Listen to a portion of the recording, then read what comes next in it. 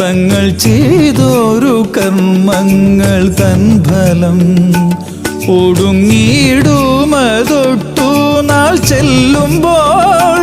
ഉടനെ വന്നു നേടുന്നു പിന്നെയും തൻ്റെ ഗൃഹത്തിങ്കൽ നിന്നുടൻ കൊണ്ടുപോന്ന